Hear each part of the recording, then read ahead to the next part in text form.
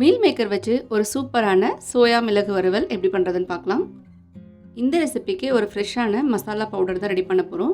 அதுக்கு கேப்ஷனில் காட்டுற எல்லா இன்க்ரீடியன்ட்ஸையும் ட்ரை ரோஸ்ட் பண்ணி பவுட்ரு பண்ணி தனியாக வச்சுக்கலாம்.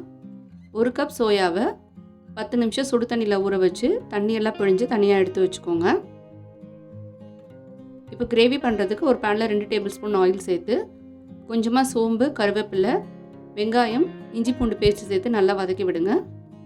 இஞ்சி பூண்டோட பச்சை வாசனை போனதும் நம்ம பிழிஞ்செடுத்து வச்சுருக்க சோயாவை உள்ளே சேர்த்து நல்லா மிக்ஸ் பண்ணி எடுத்துக்கலாம். மசாலாவுக்கு ஒரு டீஸ்பூன் தனி மிளகாய் தூள், நம்ம அரைச்செடுத்த பவுடர் எல்லாத்தையும் சேர்த்து நல்லா மிக்ஸ் பண்ணி எடுத்துக்கோங்க. அரை கப் தண்ணி, ஒரு தக்காளியை ரஃபாக சேர்த்து நல்லா மிக்ஸ் பண்ணி எடுத்து ஒரு 5லேருந்து 10 நிமிஷம் லோ ஃப்ளேமில் வச்சு எடுத்திங்கன்னா சூப்பரான சோயா மிளகு கிரேவி ரெடி. ஃபுல் ரெசிபிக்கு லாங் வீடியோவை செக் பண்ணி பாருங்கள். இதே மாதிரி இன்ட்ரெஸ்டிங் ரெசிபீஸ்க்கு நம்ம சேனலை சப்ஸ்கிரைப் பண்ணிவிட்டு ஃபாலோ பண்ணுங்கள்.